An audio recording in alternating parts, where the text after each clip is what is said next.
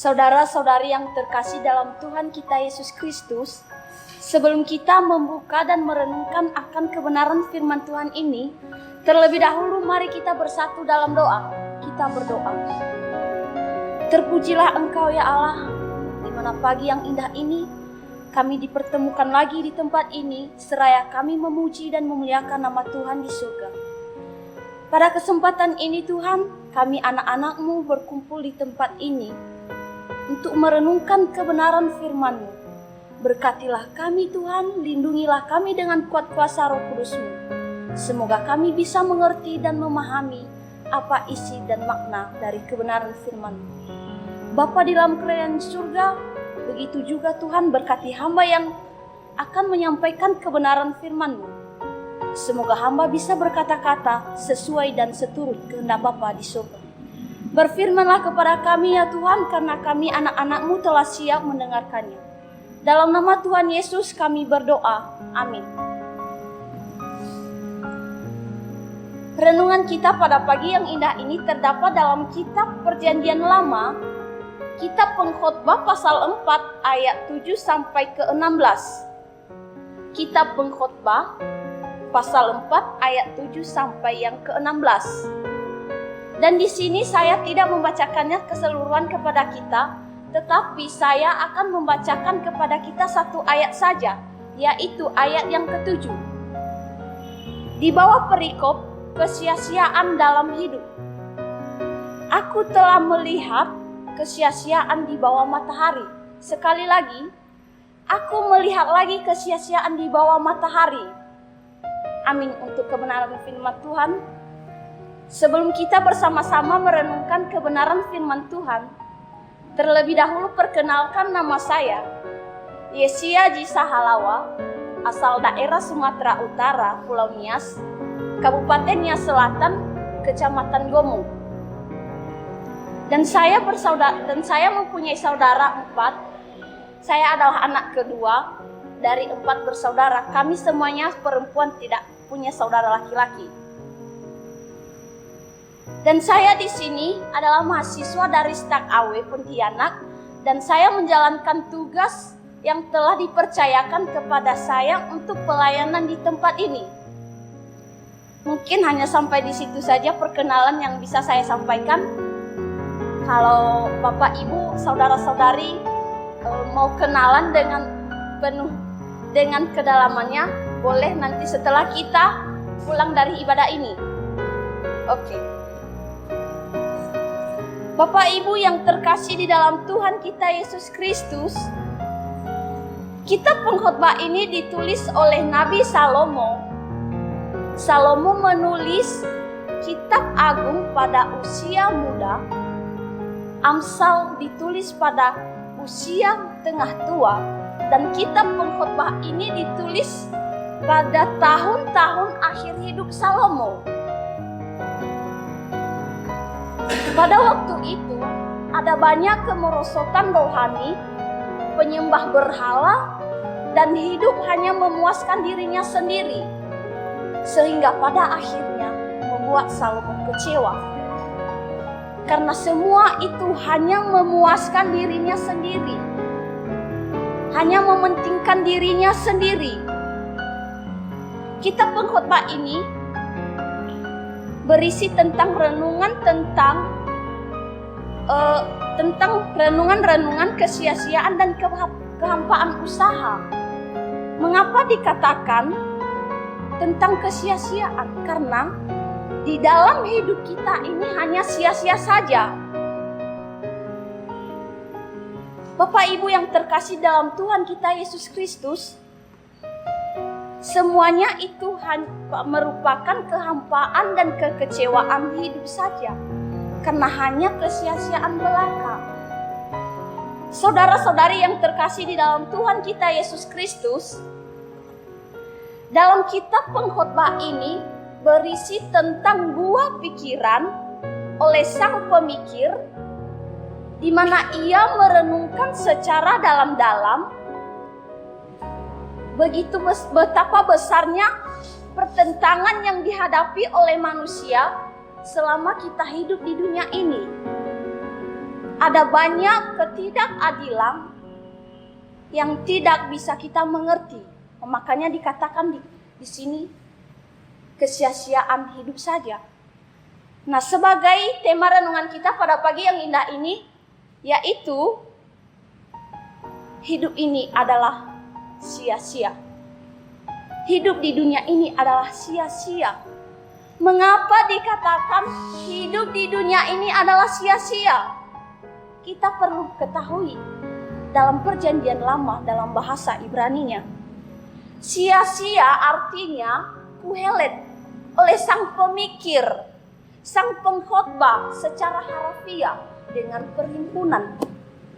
Nah, kita perlu mengetahui kesia-siaan dalam hidup kita ini, yaitu tindakan yang dilakukan tanpa disengaja, tindakan yang dilakukan tanpa dipikirkan,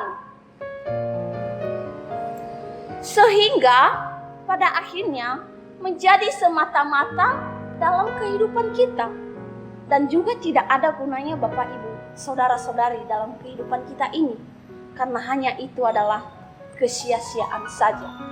Dan hidup kita di dunia ini adalah hanya sementara saja. Bapak Ibu yang terkasih di dalam Tuhan kita Yesus Kristus, ada banyak hal sia-sia yang dilakukan oleh umat manusia. Yang pertama, sering tertawa tapi hati merana. Ini sangat luar biasa bagi kita Bapak Ibu yang terkasih. Artinya hanya hura-hura dan senang-senang saja, tak selalu membuat kita bahagia. Mengapa dikatakan hanya hura-hura saja dan senang-senang saja, tak selalu membuat kita bahagia? Mungkin itu hanya sebuah topeng untuk membuktikan atau menunjukkan kepada orang lain. Tetapi di dunia ini adalah hanya sia-sia saja. Yang kedua, pesta pernikahan yang besar-besaran tetapi berakhir pada perceraian. Nah, ini bukan hanya sekedar kita dengar Bapak Ibu saudara-saudari, tetapi kita sering melihat dalam kehidupan kita ini sering terjadi pesta pernikahan yang besar-besaran tetapi berakhir pada perceraian. Artinya kita perlu ingat sesungguhnya adalah kehidupan setelah pernikahan itu sendiri. Kita takkan pernah mengingat apakah saya berpisah dengan pasangan saya atau tidak. Kehidupan setelah perayaan pernikahan itu sendiri tak semudah kelihatannya. Mungkin 30 tahun ke depan lagi kita berpisah atau bercerai dengan suami atau istri kita. Nah, itu semua menimbulkan hanya kesia-siaan dalam hidup kita. Yang ketiga, belajar hidup layak tapi lupa bagaimana hidup yang baik.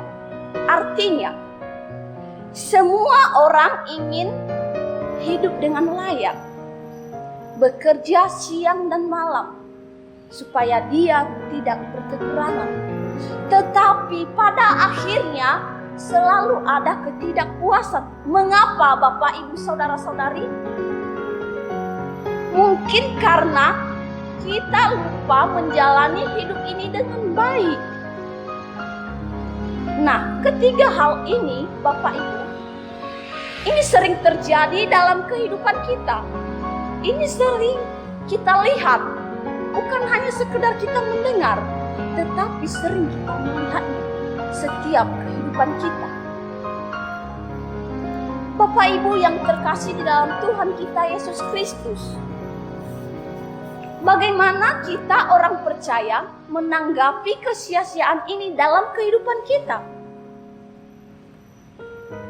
Kita membuka dalam kitab Roma pasal 5 ayat 8 berkata, akan tetapi Allah menunjukkan kasih-Nya kepada kita ketika kita masih berdosa. Artinya, Tuhan menunjukkan kasih-Nya kepada kita dengan melalui anaknya, Yesus Kristus. Dan di sini kita diajak Bapak Ibu yang terkasih di dalam Tuhan kita Yesus Kristus, pada ayat yang ke-7 tadi, Pengkhotbah 4 ayat 7, dikatakan, aku melihat lagi kesia-siaan di bawah matahari. Mengapa dikatakan aku melihat lagi kesia-siaan di bawah matahari? Jadi, seperti itulah hidup kita sebagai umat manusia yang hanya sementara, dan segala sesuatu yang kita lakukan di dunia ini adalah sia-sia. Segala sesuatu pekerjaan yang kita lakukan, kita takkan pernah membawa sampai akhir hayat kita. Tetapi hanya satu harapan kita kepada Tuhan, yaitu apakah saya dan saudara masuk surga atau tidak ketika kita meninggal. Kita tak berpikir lagi segala sesuatu yang kita lakukan, segala sesuatu harta yang kita miliki di dalam dunia ini, ketika kita meninggal, tidak ada lagi terpikirkan. Nah, Bapak Ibu yang terkasih dalam Tuhan kita Yesus Kristus, dengan kebenaran firman Tuhan ini, janganlah bangga dengan apa yang telah kamu peroleh atau yang kamu miliki. Janganlah kamu menganggap dirimu itu sangat luar biasa, tetapi itu semua hanya pemberian Tuhan dalam kehidupan kita. Segala sesuatu yang kita miliki itu adalah berasal dari Tuhan, bukan dari diri kita sendiri. Memang sepertinya kita yang mencarinya, tetapi yang memberkatinya adalah Tuhan kita Yesus Kristus. Makanya kita bisa memperoleh kekayaan, memperoleh harta yang besar karena oleh berkat Tuhan. Amin. Untuk kebenaran firman Tuhan, mari kita bersatu dalam doa. Kami kembali merendahkan diri di hadapan-Mu ya Allah. Kami mengucap syukur atas penyertaan Tuhan dalam ibadah kami ini dari awal pertengahan hingga berakhirnya. Dan pada saat ini Tuhan, kami diajarkan bagaimana kami bisa menerima keadaan dalam kehidupan kami ini yang hanya sia-sia saja. Ajarlah kami Tuhan, supaya kami bisa menerimanya. Terima kasih ya Tuhan, terima kasih Yesus. Semoga kebenaran firman-Mu ini bisa kami aplikasikan dan bisa menjadi pedoman dalam kehidupan kami, pribadi lepas pribadi. Terima kasih Bapa, terima kasih Yesus. Inilah doa kami yang kami serahkan melalui anak-Mu Yesus Kristus, Juru Selamat kami. Amin.